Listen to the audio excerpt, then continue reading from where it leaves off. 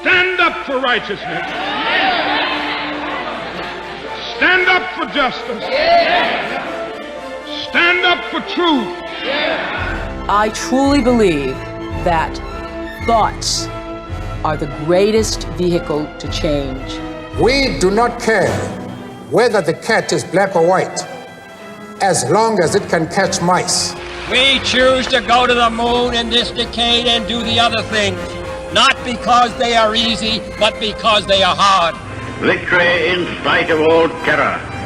Victory however long and hard the road may be. To those waiting with bated breath for that favourite media catchphrase, the U-turn, I have only one thing to say. U-turn if you want to. The ladies not for turning.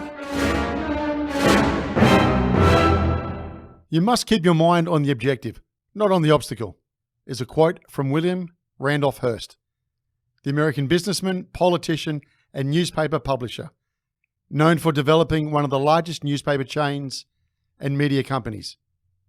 I thought this was an appropriate quote for our discussion today, as our guest heads one of Australia's largest media conglomerates that reaches over 16 million Australians every month through newspapers, magazines, books, and screens of all sizes.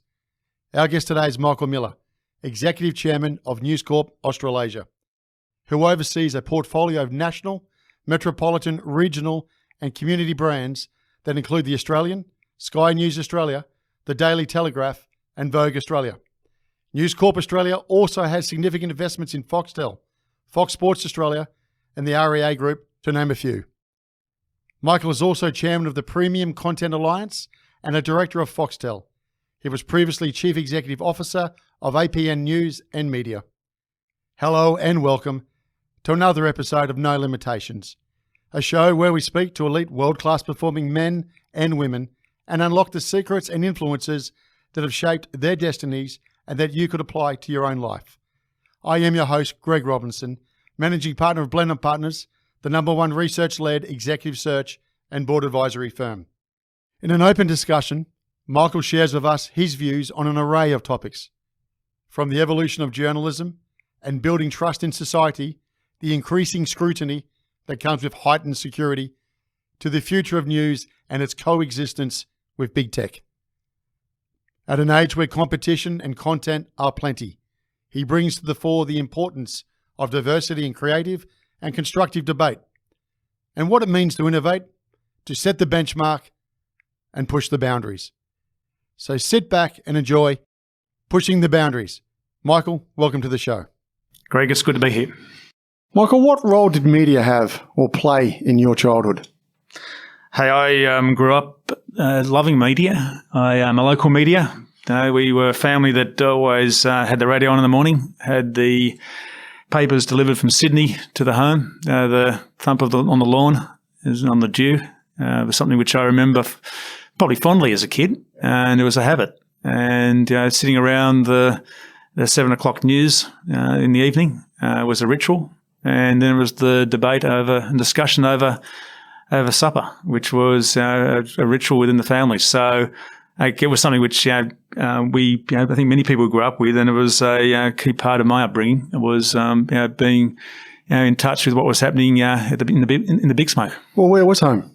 Home was Muswellbrook in the Hunter Valley, a great part of the world where we had a combination of mines but also vineyards. There were horse studs, there was coal mining. And so, it was a whole mix, but it wasn't a large place, and everyone knew everyone.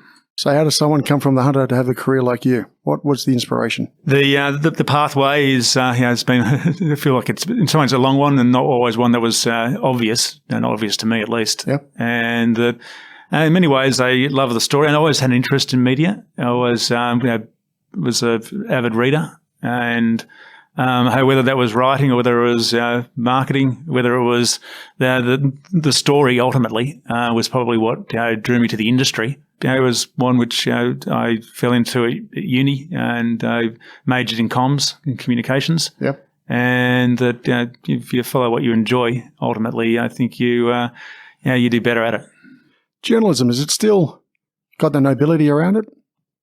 It has evolved. What is a journalist today? A lot of people like to think that they're journalists and that they can self-publish. I think it does still have the ability that it has had previously. Yeah. I think people very much respect those who put journalism and put their name out there, put themselves to a byline. As they're identifiable. They sign up to journalists today.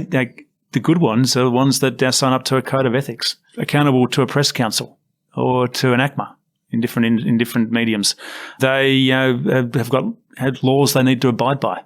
There are standards in editing and researching, and more than ever before, I think those that are our real journalists, identifiable, working for brands which people respect, probably finding it tougher, but maybe even more noble. Is there anybody in particular when you're coming through the ranks that you thought, my goodness me, that person never gives up, always comes through on the story, just had that ultimate respect? I grew up on the Sydney Morning Herald, and that was the paper my parents chose. We got the Australian on weekends. Yep. I remember reading as a kid Philip Adams. There was as a marketer, as the Bryce Courtneys who could transverse into storytelling. Leo Schofields who could talk to food but talk to culture at the same time. It was the cricket writers that you'd cut the pages out and stick them in your book, and you'd sit there with the annual summer of cricket with writing down every score as well as your own personal record before stats were available free to everyone. It was probably those who could ask tough questions. I think of the four corners of old, and today they still do long form journalism well. 60 Minutes, as I got older, was a place where you'd see those great doyens of the ABC that try migrated to 9. Hey, they're all people who I think showed that they could make a difference, and that is probably one of my North Stars. Is that are we making a difference, a positive one? And sometimes making a difference is making tough calls. I started my career selling ads, and I think if you can sell an ad, then you can sell anything. And it's pretty tough out there. I worked on Countdown magazine, Hero magazine. I worked for a representation company from getting the job at the CES, back in Vogue. It was finding an opportunity while I was at uni, and that gave me access, opportunities to meet editors and journalists. And I was probably attracted to, while at uni, at the business of media as well, and that particularly how different media work together. And when I first started my career, you were either an advertiser on TV or radio, or not even out of home at that stage, or print. Probably what I saw and enjoyed was how did the pieces come together? How do you construct a campaign? And that's part of the story again, but it's also part of having an impact on a business. And that's where, for me, a big part of marketing was always telling the story. What's changed in the whole focus around revenue generation in the world of media since you started out? Well, a lot of things have changed, and they maybe haven't changed as much, maybe just how you deliver it. So traditionally, publishing has been probably 80% advertising, 20% consumer or cover price revenue. It's moving close to 50-50 now in terms of client and consumer. And so therefore that changes your focus. Yeah. When we think about consumer, it's no longer buying the papers in such big numbers. They still are a lot of numbers. In fact, in 2020, we sold more papers than in 2019. Such was the demand for trusted and local news. But I think where particularly has been the growth is Australia's propensity to pay for digital content, whether that be a news media brand at a local level, or whether it be a streaming service, whether it be Kayo Binge or Foxtel. It could be Netflix, Stan, Disney Plus, Prime. Australians are the third highest in the world who have a propensity to pay for content, such as our demand. And that's why, even though we're a very small country in terms of population, all those big companies look at the spreadsheet and say, well, we should launch in Australia because they like paying for content. Additionally, coupled with that is we're the second fastest in the world after Norway for early adoption of technology. And that is how our client model has changed in terms of being more digital revenue oriented, and coupled with an audience, a large digital audience that is consuming our journalism. There's also clients that want to place their messages around that. Can you talk us through the scale of News Corp? Hey, News Corp today is we're a vast company. Just thinking about it in Australia, we publish 112 regional and community mastheads. Yep. In regional Australia, we have over 400 journalists covering just regional and community news. Our publishing business tells their stories of whether it be in the Australian or whether it be in the Manly Daily, in papers in Bundaberg and Geelong. Additionally, we're the publisher of Vogue and GQ. We publish KidSpot. Australia's biggest news brand in terms of audience is news.com.au. As a single brand, does remarkably well on an ad-funded model. So that's not subscription. At the same time, our other assets in Australia include Foxtel, which also now broadcasts KO and Binge. Sky News is part of the News Corp stable. We're a 67% shareholder in realestate.com.au, which is now the world's largest real estate group, and do a fantastic job in serving our great Australian dream and a great Australian love of home and home ownership. We are publishers of taste, and so we're the biggest food publisher in the country with a 8-to-1 margin to the number 2 player. When we think through travel, Escape is a powerhouse as a travel brand.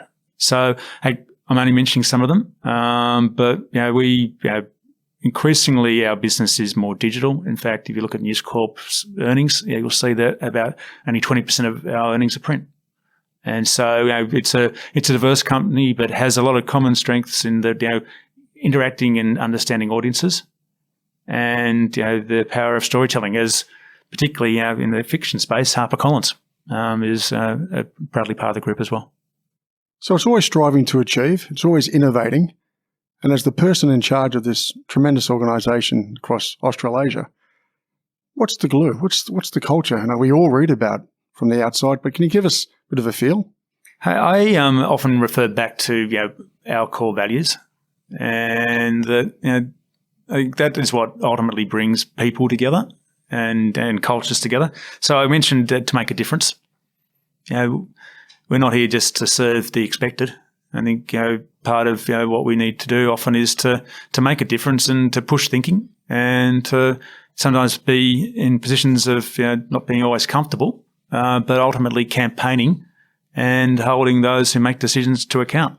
Getting it done. There's a lot of talk, and there's a lot of it's not just the words on the page, but it's the impact that it has.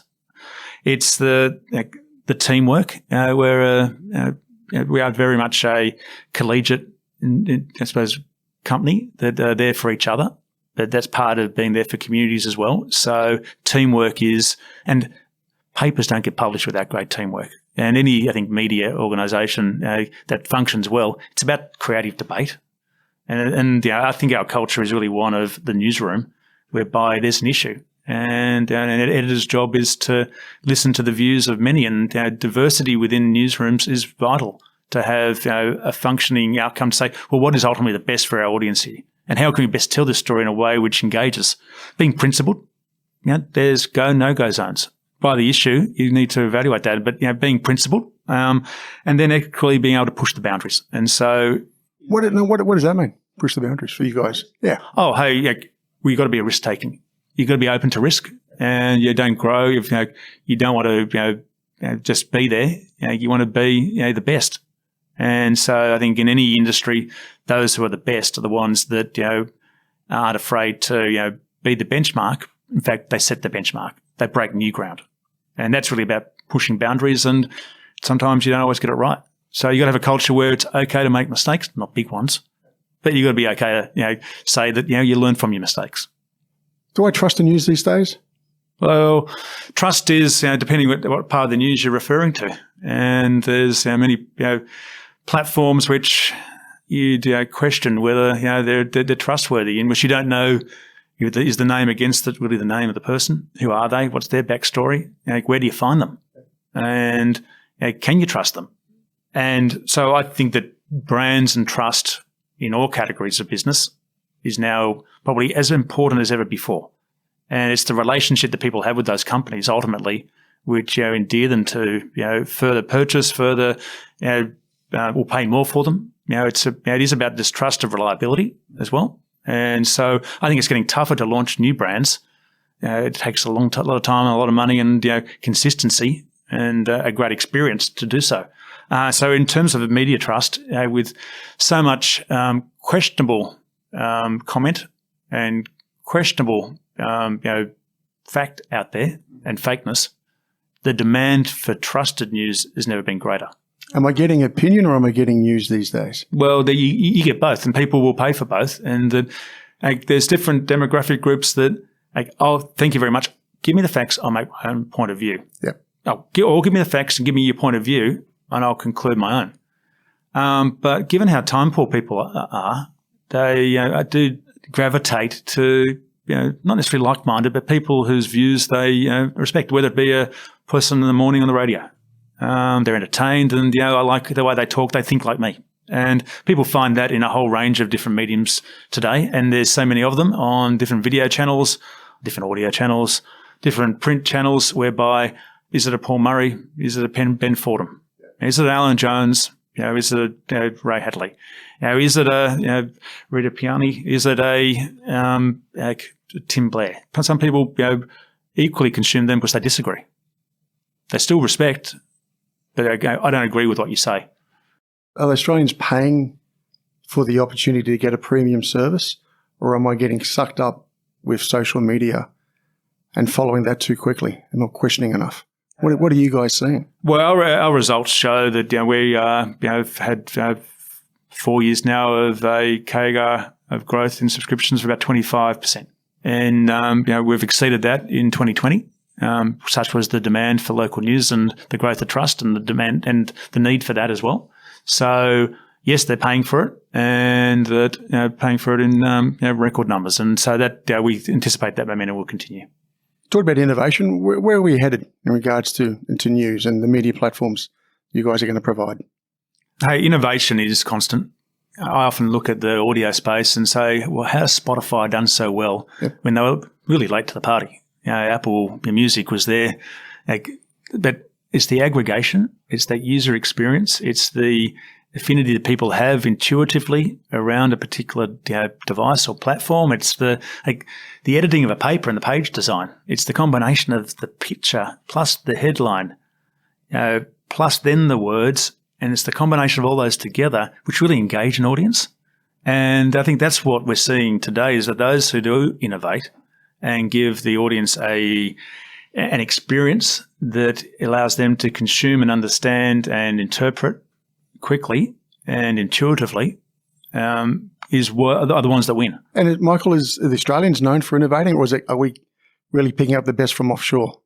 I think now, sadly, we're kind of fast followers, or we're seeing global brands launch here because we're not getting the same level of creativity that we were known for. I think Australia, globally, was known as a country of a bit of Wild West of entrepreneurs that had an ambitious mandate to travel the world and take our ideas elsewhere.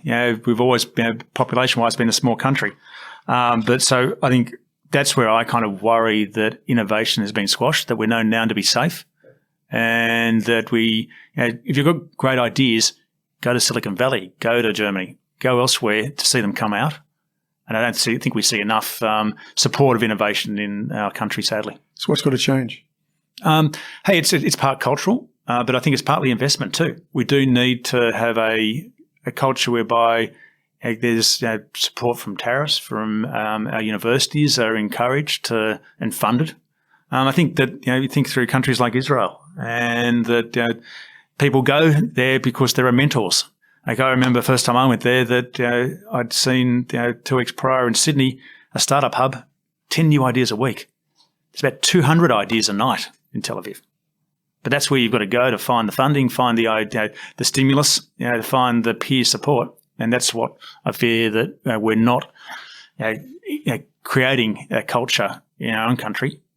And so that's where ultimately, there's a whole range of private enterprise, I think private individuals, government, and that part is funding. But it's also education and ability to encourage that risk taking. COVID-19, what was your learnings? Hey, there's been, from an audience point of view, definitely consumers settled at home far more so. So digital devices, we didn't have enough screens before. We've got a lot more of them now. Health and hygiene. It's interesting in Australia. Do you need personal health insurance? Because our hospitals have done pretty well. That's right. Or there's a pandemic going on. We need more insurance. There's concerns, and we've got a culture where these good times can't last. And so I look forward to 2021, and that there is what will happen with JobKeeper and JobSaver? What will happen with China? What will Biden do? Will there be an election? All these uncertainties come together, and so I think we do kind of great for news. Well, great for plenty to write about, but there always is. We'll find a story. I think there's been shifts in behaviour around how people think about infrastructure, think about investment in self. So we've seen a lot of what I'd say is not essential but necessity buying around home. Then Black Friday, Cyber Monday hit, and there was a bit of purchase for family, but not a lot of purchase investment in self. So I do worry that we're kind of fragile. I think another one which is the mix of the shopping basket has changed under COVID, and that we definitely saw periods of time where different food tastes would come. I worry for the restaurant trade, the travel trade, that people feel more comfortable at home. And that's not a bad thing, but community's been redefined. Some families have been separated, broken down. Some have been missed, some haven't been. So that's going to be that will flow out over time. There's some of the trends that we've seen, more in a macro sense. I think people have been more emotional too, and you've seen the response to the riots around the world. Yeah. The news stories now is dominated by not just America, but it's Asia, it's Middle East, it is frustrations that people have with political leaders and expressing it far more, unfortunately, violently as well. I think we feel a lot more empathy for our political leaders and business leaders. There's been premiers who have been questioned and that have been forgiven, and maybe that's fair. But equally, there's an emotional overlay which has become unpredictable. And I noticed amongst my group of friends of those who were, very, very brave and would go outside and socialise. Others who haven't been out for months, and I wouldn't be able to pick them. So you're seeing that unpredictable behaviour, which would probably be a hallmark of 2020, 2021. Did the demand for news go up? Was I looking at more content as a result? Yeah, definitely. More time on screen. So as I mentioned, we sold more print product and newspapers in 2020 than what we sold in 2019. And that's particularly it was the Herald Sun. Everyone in Victoria must live within 5 k's of a newsagent because they were selling a lot more papers. Weekend papers, particularly, we got out of we weren't able to see kids play sport. Sport wasn't on at all. We weren't allowed to socialise, and so there was a lot more consumption of news. We saw through Dan Andrews' daily press conference, a lot more people wanting to know what exactly happened, and then go to their newspaper site to give the interpretation of whether that was a good outcome or not. So there was definitely an appetite of I want to know what's coming on now. And that definitely also helped people, reasons why people have subscribed and to mastheads. Now, you had to, exactly right, you had to make some changes, particularly in the region. So you want to talk us through why you did that and what you think the longer term outcome will be? Yeah. These were businesses that had already were under some economic pressure, not from a consumer and an audience end. People living in regions love their local newspaper, but the advertising dollars, which they are reliant upon, had migrated to digital platforms, and bring along real estate agents that can't operate. Still not open. They'd open for inspections. You're seeing restaurants and pubs and clubs, which are again mainstays of local communities, not being able to advertise, and probably not come back in some cases. Car yards, a whole range of different industries that were being impacted. We unfortunately have to make the decision that what were already stretched businesses, we haven't closed them. We've invested in digital, those brands digitally, and equally that's where the audience was migrating to, and that's what we've focused on in terms of ensuring that the stories are at a local level. And that's been a big part of our growth in 2020 was the demand of local news and what's happening in my suburb. Can you talk us through the big discussion at the moment around Google and the price of content, who pays for what? Where do we stand on that? And where will it take us? From a perspective of someone accessing Google or Facebook, being able to access our news, which they've built huge audiences of over 15 to 20 years. Absolutely. And that's been able for people to republish our news that we've spent a lot of money, proofing and testing and developing platforms for and employing people and building brands of not just the mastheads but the people over time. That's a huge impact it's had on us being not able to monetize that journalism. And as a result, unfortunately, we've seen a lot of journalists no longer in the industry. And so that's where I kind of feel that the mandatory code is it's a code that addresses the imbalance between the bargaining power that tech companies have and local news media companies. And that was really what the ACCC highlighted, was there was an imbalance there. And that what we've really asked for, we've got we work with Google in a number of areas in their case, and all we're looking for them is to be paid fairly for the news that appears on their platform that no one's paying for. Pretty fundamental, isn't it? Well, it's not dissimilar to a broadcaster that pays a US company for their content and they broadcast it in Australia. If Netflix or Stan or Foxtel took someone's film and just showed it to everyone for free and didn't pay, I think there'd be a problem. It's that's where they're monetizing that content through the audience. And they would say that not necessarily the individual is consuming that piece of content and the ad next to it, but it's ultimately a lot of what their traffic is the search of people looking for news around COVID results in every state today. So how's it going to be resolved?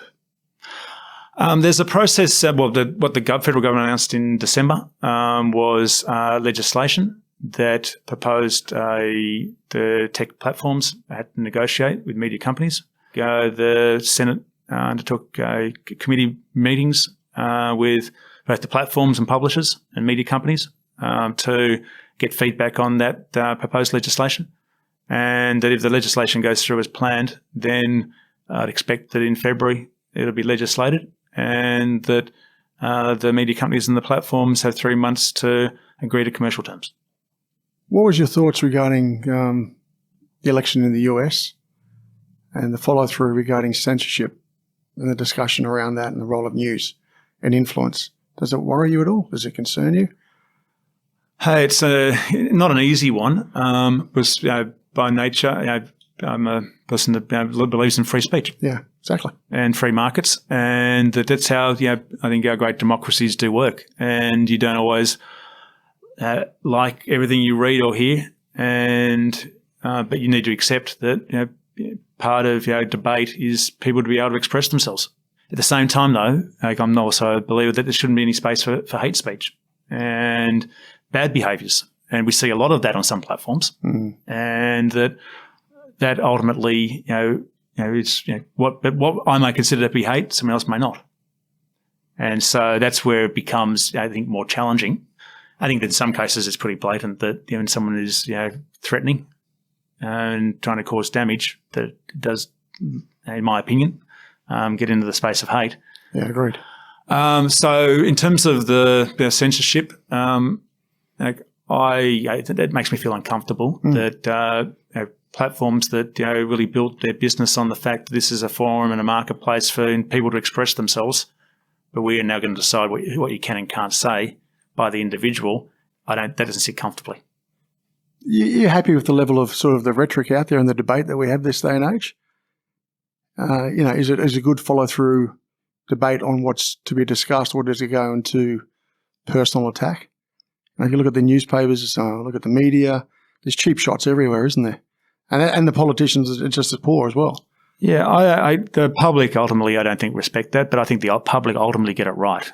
If you go back to, I think, multiculturalism in Australia, there were debates around, post-World War II migrants from Europe. There was debates around post-Vietnam War. There were immigrants from the Middle East and that these all became our discussion points. The White Australia policy, sadly, as part of our history, it was all debated through the media, and I think ultimately, our public debate, the silent majority usually get it right, and we've got to believe in our democratic process that as policies emerge from our politicians around what is the right structure within our society, what's the right legislation, what is the right mixture of immigration, and people don't feel always comfortable about that, and that's what comes out through these debates.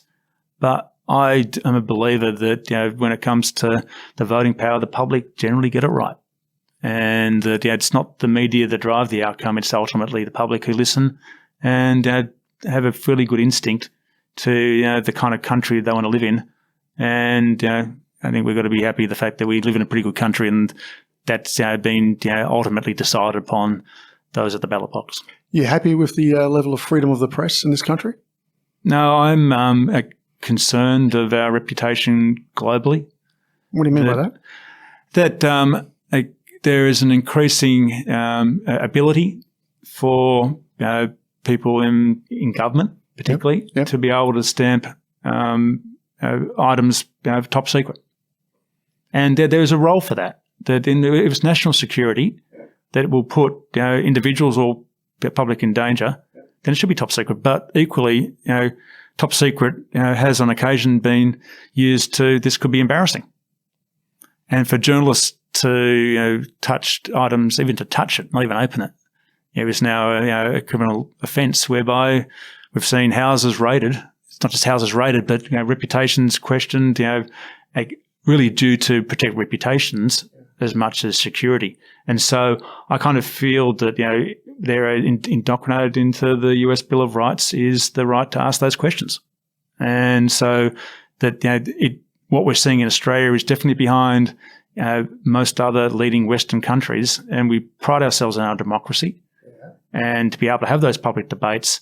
And if journalists can't do their job, to ask politicians tough questions, and which their readers and audiences really do want them to, then we don't have it right. So how did we let it get so dumbed down? Over the past 20 years, I think security around the world has changed greatly, and that laws have been rushed in to parliaments. Yeah. Laws that we cautioned at the time could be misused, and haven't retrospectively been gone back and addressed. And once the laws are made, it's we don't see many occasions where the regulators say maybe we got that one wrong. Competition. We got enough of it in this country, in the world of journalism and press? More than ever before. Do we? Yeah. And hey, we're now working in a global economy and a global market whereby you can subscribe to media from anywhere around the world, and that's great that there's more choice. But we see in Australia, the New York Times has an office, and you can subscribe for the Australian edition from here, the Daily Mail, the Guardian. We are seeing the cost to entry is far lower than previously. You don't need printing plants to be able to express your opinion under a masthead. Well, that's a double-edged sword, isn't it? Doesn't that concern you in some regard? Well, it makes us better, and I think that's competition, we can't be afraid of. I think looking at the UK market where there is 14 daily newspapers, you focus on your audience and know what you do and do it really well. And so if you focus too much on your competition, I think you're looking over your shoulder rather than looking at ultimately the person who's going to end up buying and paying for the great journalism that you produce. So is the average Australian reading a lot of international news or taking news from other newspapers? Again, that propensity to pay and the ability to pay. And Australians are great benchmark as to how we get comparing to the rest of the world. And I think, yes, we're great travellers, and we do have a better sense of, what it is like to go to America than Americans have a sense of what it's like to go to Europe or Australia. And so, yes, we are far more, and we've seen the TV broadcasters have multi-channels. We're seeing, again, so many streamers that have news services. You can listen to news in your local language from anywhere around the world, thanks to the Spotify's, the the iHeartRadios. There is plenty of options for people to access the news that they may choose, as well as getting on many platforms where individuals express what they think is news. So what's the art of storytelling? Deep down, it is an understanding of your audience. It's an ability to, convey really much basic human needs in a way that engages people emotionally. It's relevance. It's a mixture of personality and also that people that love to be surprised. It's the unexpected. And I think one of the great strengths of storytelling is the aggregation of many different concepts that come together in a way people are excited by, informed by, and that it's done succinctly. And so that's in a news sense. But equally long form. We think of the books that we've grown up with and the ones that it is, I'm a believer that people's basic needs over decades and centuries probably haven't changed. We want a better life for our kids than what we grew up with, and our parents want a better life for us than they had. That we want better health, better education, better ability for experiences. We want to be able to be around friends, and we want to eat well. We want to live. Our house wants to be secure and safe, but also comfortable. We want it fast, we want it quick, we want it economic. These are not new concepts, but be able to tell those every year, every month, every day in a bigger, better, more special way is the art of storytelling. And it's really that understanding of those needs. The role of listening now. You're coming at me in so many different ways, aren't you? I'm not just reading it anymore. I'm getting hit by things like this, by podcasts. How much has that changed in the world of bringing news to the public?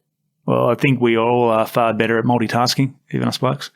They'd say... That's true.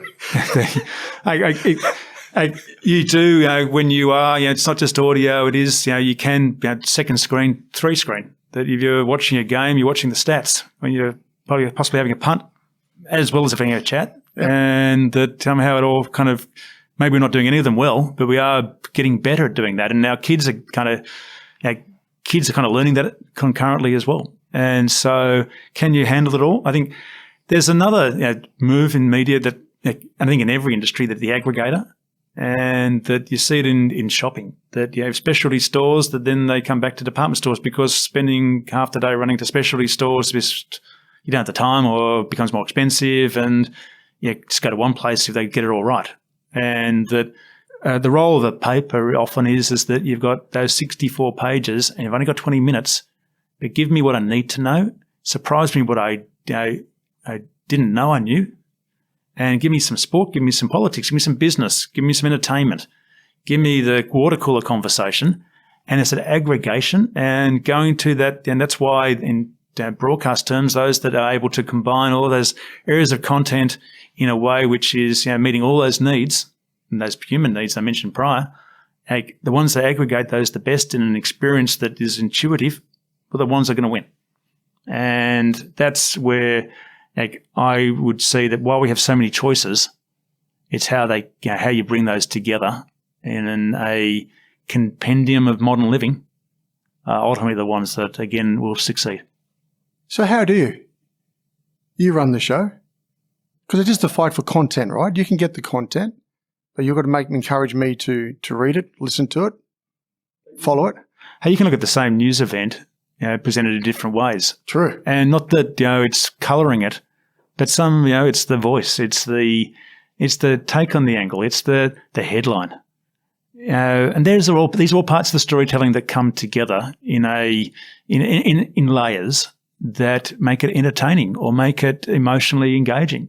It's the articulation, it's tone quite often, but that's really an understanding of your audience and speaking to them. And I think that's a big thing that happened in 2020 with COVID is that you're speaking down the barrel of a camera, but it's to the individual. You're not broadcasting. You're speaking to 10, 20, 100 individuals who are looking at you, and you're talking to them on a personal level. And so it's that understanding of of audience, but of individuals, state of mind, state of heart, that are where the better storytellers often come to the fore, and those who do it time and time again. Where's the revenue going to come from in the future? It's again, it's consumers, and increasingly so. And some might want less ads. as part of that. They want it quicker. Yeah, right. That makes it pretty difficult, doesn't it? Well, I think I kind of think about share of marketing wallet, and advertising as a category is seeing a decrease, but marketing is seeing an increase.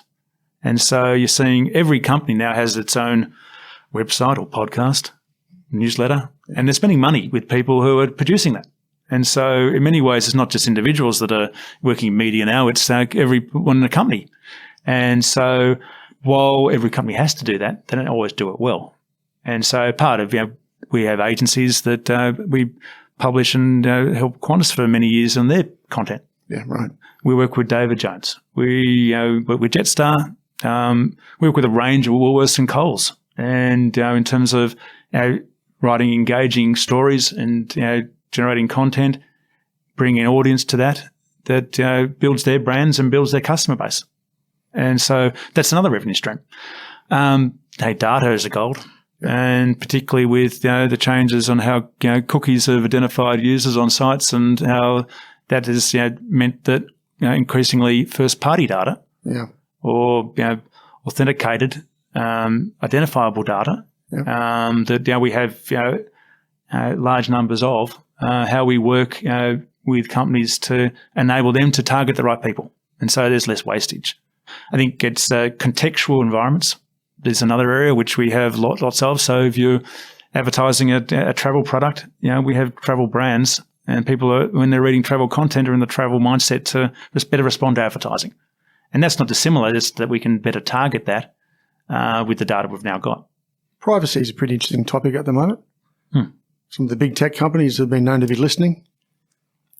Where do you see that debate moving and the impact it could have for revenue generation? Like you said, you mine the data, excellent data. Is it borderline invading my privacy, or is it there's a very solid wall? Well, it's ultimately how you use that data. And I think you need to be, transparency becomes pretty important for the user to know, what is being collected, and that they can easily identify that. And that if you misuse your data, then I think that damages your reputation. You get less trust. So we're very firm on that. That you ultimately, you put your customer first and the person who's buying you, and that if you misuse that trust, then they'll leave you. That's ultimately they can tell other people about that. So it is important, and there are some companies that maybe misuse data. I feel that our regulators need to stay ahead of that curve, and so. But I don't know that we've got a major problem where we see privacy being misused on a too regular basis. I think Australian companies are good companies ultimately, and we have a strong regulatory framework and good risk and governance within our boards. So I don't see Australian companies as being big misusers of data to date. It's pretty fascinating, isn't it? It all comes down to, a lot of the time, it comes down to trust, doesn't it? Yeah, trust is why the saying around, it takes years to build the reputation, but the reputation is built on trust, and you can lose that trust by being an untrustworthy partner and company very quickly. So I feel that trust is something which every company needs to be trust in safety, trust in reliability, trust in care, trust in health. These are all different themes which the trust layers get built upon, and if you do that consistently, then consistently you're going to build a stronger brand. I talked about previously the public being a bit more forgiving in the past 12 months, and I hope that people do make mistakes, and I think that's a good sign that you can make one, but maybe only one. If you're a consistent mistake maker, then I think you lose that trust. Trust really comes down to brand. You're buying a brand that you trust. Where do you stand in regards to the politicians, the key business leaders of the world, answering some of the tough questions? Should they be answering these questions from the journalists? Yeah, I think they should be. I think there's too often, I don't know. Can't recall. I kind of feel that we need to call them out on that as being, where you're being elected and paid to recall and to find the answer. And that I can't recall is not good enough. And that's, I think we've seen a bit of that in 2020. And I think that the public's patience with that sort of answer has run out. So where do you see the Australian sentiment at the moment? Are we upbeat? We're a bit lost? How are you seeing things? All of the stat would say that consumer confidence is high. The economic rebound in the final quarter of the calendar 2020 was surprising. Now, whether it was our hard-earned or the government support that was the result of that uplift, we'll probably see in 2021 if the tap gets turned off. Unemployment worry you? It does. And we're going to be turning that tap off in March. Yeah, but we've had plenty of time to plan for that. Mm-hmm. And it may not be as bad as what we all dread. We should plan for the worst as always, and we're good at that. But I feel that there's jobs out there. Absolutely there is. Regional Australia, who's booming, they think you should take JobKeeper and get, and sit in the lounge, or could you earn a few more dollars and pick strawberries? You're a leader. How complex is it to lead this day and age, particularly an organisation which is heavily involved in technology? How do you guide people? How do you choose your leaders? Again, I believe in you got to have a diverse team, and hey, the team that I've luckily got around me, and they don't mind me saying it, but they're pretty painful. Getting them on the same page is not easy, but I think groupthink is danger. When you all agree in 5 minutes, you got something's wrong. Being that that doesn't happen every day. In choosing leaders, I suppose diversity is important. Diversity of thinking, diversity of views, and the willingness to have trusting debates, and therefore landing on the right decision quickly. You got to have doers. I think narrative has become really important. Being again that story that you can impart your teams and your staff and motivate them to unify around an outcome. Data's been great around being able to measure how we all are doing, and that it's not the only metric. Data. There are other softer, more emotional ones as well, which are often forgotten, being the impact that you can have. But we've got to know what you've signed up for and what does success look like as well. Managing complexity, being again not shy to make tough decisions, particularly around people.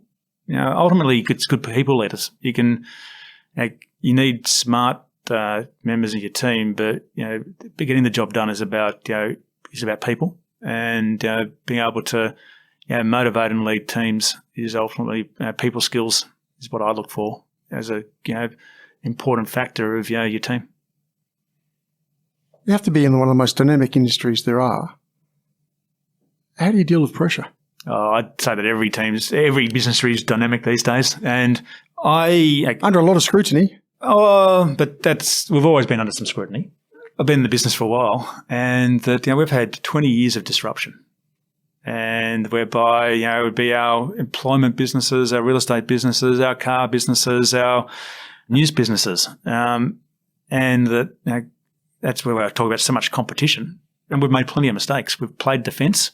We've tried to copycat. We haven't actually gone back to what we've done really well, being focusing on the audience and engaging with them with products and services and stories that they will respond to. And so when I think about dynamic, we've seen bank deregulation occur. Yeah. We've seen changes in the automotive industry. There's also some of the newer players that are emerging, and some brands that don't exist as much as they previously do. And we've seen it in food, we've seen it in retail, in terms of delivery and being able to fly things in from offshore within 48 hours. So I would say that there's so many industries that airlines, travel industries, and the cost of travel is probably the same as it was 20 years ago. I suppose where every business is dealing with complexity and dynamic changes. If anything, the industry I work in probably saw it earlier than others. And so change is constant. Change you've got to embrace. And in fact, we're on the mindset now that we're going to be the disruptors and the challengers, and that how we build our business is in new audience groups, paying in new ways, bundled with other product. And that's what I get excited by. And that it's the opportunity rather than the challenge. Can I ask you a sort of a bigger question? Leadership. What happens when Mr. Murdoch decides to stand down? Rupert Murdoch is the co-chair of News Corp with Lachlan Murdoch. Yeah, I think that transition is in play, and it's a smooth one. It's they know each other well, obviously, and they work well together. And I see that transition, so I kind of feel that's rather smooth, and it's already that's been in place now for a number of years. Direction change much? Do you think? Hey, we're a global company, and that again, directions change as opportunities emerge, and audiences change and markets change, and so again, change is constant. But I see that any changes are happening are strategic and not a result of any change in personnel. Okay, I had a chat with someone yesterday, and I thought it'd be interesting to ask you this question. Accusations out there that Murdoch's fairly close to Mr. Trump. Whether it's right or whether it's wrong, I don't know. But is it going to affect News Corp's ability to get close to the new leadership, to get the answers that you seek, do you think? I think there's probably been more made out of that than what it probably is. Yeah. And that in many countries, news has different media brands that have I think our success is reading our market and reading our audience and what their attitudes are and what their needs are. It's not necessarily I don't know that politicians deliver us more ratings or more audience, to be honest. It's the stories around them. And so it'll move from Trump to Biden and to whomever will follow Trump. We've seen that cycle every 4 years in America's case. No retributions in that regard, No, I don't think that. I don't think there's been any. There's been an appetite for not just News Corp or Fox Corp brands have covered well. I agree, and that a lot. Trump's probably been good for media. And absolutely, it was America that voted him in, and ultimately they're the ones who live with that decision. What's your take on what we've learned watching the US election? For debate where the world's swinging, where politics is going. Hey, politics where it's going, I think, is to be a politician today is very different to 10, 20 years ago. Again, it's far more complex, and it's what people write about you. It's also what you can write directly to them, as Trump has shown. Through Twitter, etc. So you don't always need, the relationship with the media as being the only point of coverage. That has definitely changed. I think politicians are far more conscious, I think, of narrative and image, and probably think through how it's communicated. And that's in many ways always been the case. You often saw a news conference at 4:30 for the 6 o'clock news. That was the news cycle. Yeah, but I guess the last big thing that came out was fake news, wasn't it? Well, the headline fake news. Oh, Trump definitely pushed that when he was his word for BS. When he didn't like something being said, he called it fake news. Whether it was or not, was also questionable. Yeah. But that was his line. But there's no doubt that there is misinformation that can be more easily spread on different platforms, which would purport themselves to be media. Are we playing it smart with our relations up in Asia?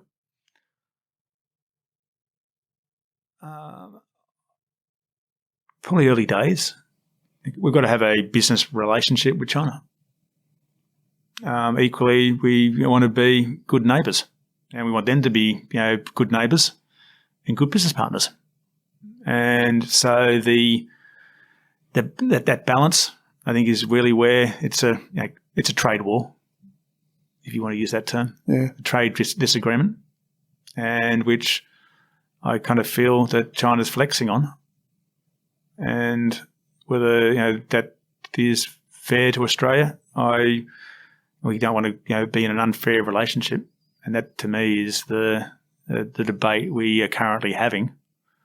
I'm a bit more optimistic that it's not the first time that neighbours have had disagreements and tried to rebalance. We've seen it in Europe in the past few years with Brexit. We've seen immigration topics emerge in North America. Absolutely, yeah. You've seen also trade disagreements occur in other parts of Asia. And so this one's evolving us. And so it's obviously we give it a lot of attention. But we've had a productive and constructive relationship with China, and that it's changing as relationships around the world, it's changing. Again, I'm an optimist that through smart diplomacy and sitting down around a table, you will ultimately get there. But it may take longer than what we would like. Are we a smart nation, Michael? Oh, I think we're a very smart nation. Do we think far enough ahead? Our reputation globally of 2020 is that, and we don't appreciate it enough in Australia, that Australia was quick. Absolutely. You're smart. You're healthy. We're sitting here, aren't we? You're going to prosper. While you've gone through some restrictions, it's nothing like the impact that it's had elsewhere, and which will be socially impacted in other countries for decades. That we haven't seen that sort of impact yet in Australia. So our reputation is, I think, a lot stronger, and how we capitalise upon our reputation being stronger globally is something which maybe we need to be spending more time about. I think I think our confidence has also been, it's probably stronger when we think globally as well, and rightly so. But do we believe in it enough, do you think? Oh, I don't think we do. I don't think that I think the changes in Europe post-Brexit and new trade opportunities is one. I think there's other parts of Asia other than China that we could equally be focused on. And so rather than thinking about the downside, we should be thinking about the upside and the options. And we should never be, like in business, you don't want to be a key person dependent. And in trade, you don't want to be a key country dependent either. And it's probably a good reminder that there are other trading partners out there, and maybe we were too reliant on China. What's next for you? I'm enjoying what I'm doing. Hey, you want to be challenged? You want to feel personally rewarded? Yeah.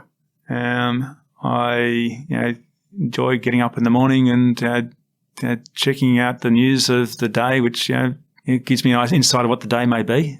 I've go back to as a kid, I was a appetite for news. And I'd miss it if it wasn't part of my daily life. There's change happening constantly within our industry, and I think that there is a change happening in our country. And to be where I am today is a huge privilege to be in a position where of responsibility too, of being part of a key moment in our country's history, and being in a position of being able to hopefully contribute some benefit to that dialogue. So I've never been one that planned my life out, or my career out, and I think you take the opportunities when they come along. But as a leader, where do you spend your time? How much you thinking? How much time are you taking to think 10, 15 years ahead? Can you think that far? How do you? It's such a dynamic industry again, and as you say, you've got enormous responsibilities. What's the day in the life of Mr. Miller? Oh, hey, there's two aspects of that, the day and also the 15-year part of the question. Constant balance. I think that's where a lot of people think through in terms of leaders is, do I get the balance right? And so for me, I'm a keen exerciser. I check news early, check a bit on Sky in the evening, but, if I don't have another function on, which has been good in 2020, then you kind of, look at 10:30, 11, and then at 5:30 you've done a quick check, and 6 o'clock and do a bit of exercise, and you try to get to the office by 7:30. Yep. Spend a bit of time with the family. Get home. I try to get home in the evening to have a meal with the family. That's important. It's if all you do is work, then I don't think you got that balance, that perspective of how other people live as well. I like to read news at home. That's where people read news. They don't sit in their offices and watch TV all day. They should be working, and generally they are. I like to. You got to have a few pastimes. I like my rugby. Go down to the local club. I like connecting with friends from different stages of life as well. That gives you a good perspective, and meeting their friends as well. Hey, it is a job where you do you do need to look after your partners and your clients. And so Absolutely. they're great areas of feedback as well. Yeah. Hey, when I think the 10 and 15-year question, leaders are responsible for thinking of horizons, and I don't put time limits on it. I think that 12-month plan, 3-year plans are what the financial markets expect. Yeah, that's the balance, yeah. But that's not how consumers think. That's not how the public thinks. And so I kind of like to think in terms of horizons and being able to – some horizons may push out, some may come in. But, you've got to anticipate how people may start to change, how competitors may change, how technology will have an impact. And I remember the day that the iPad suddenly landed on everyone's desk. That just changed the way people then started to interact with technology. And a touchscreen, wow, we saw that in movies, but this is now a real thing. Facial IDs and how you consume data and how you interpret it. These are all the sorts of areas which I find you've got to be constantly reading and getting those insights on, but also joining the dots for. I think a good leader can join dots and again give teams stimulus to which and permission to also think in terms of horizons. And ultimately, as leaders, you try to bring all those the financial as well as the behavioural as well as the people components and the cultural components, the competitive components together. And I suppose I spoke at the start around my interest early days of how does media work together. Yeah. It's not dissimilar to in business is how these components will not just work together now and function together and produce an outcome together, but how that may change in the next 10, 15 years. So you're buoyed by where media is now and where it's going? Oh, people are consuming more media than ever. And that's, they're consuming from, in some countries for more than 24 hours a day if you added up all of the triple screen time they take. So I'm really excited by the appetite that's there. The commercial side of it, there is probably an oversupply. Whether that is financially sustainable is possibly where there'll be some, as every industry that goes through a burst, see some either consolidation or redundancy or replacement come into play. But I'm buoyed by the fact that the public have an appetite for current affairs. And that is what ultimately we are in the business of, is satisfying that news demand that people have that help them live their lives better. How do you stay ahead as an organisation? Do you have the labs? Do you track every competitor? I'm not sure there's all the above, but you guys are cutting edge and always have been. What's in it that makes you guys do so well? It's not one thing. As I say, it's part. I talked about culture before. Yeah, absolutely. I think it's around permission. You can't subscribe and read everything, but you need a team around you that has that quest to investigate. And a good journalist has that quest to dig a bit deeper, find out something, and that inquisitive mind is combined with the ability to then translate it and condense it and communicate it.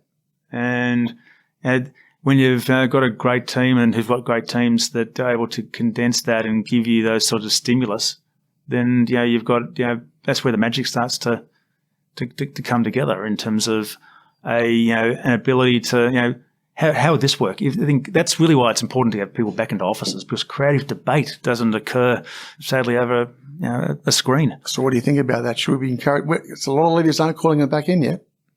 Well, we've been big on the fact that it's blended working. People do need time to just clear their head and a bit of quiet time.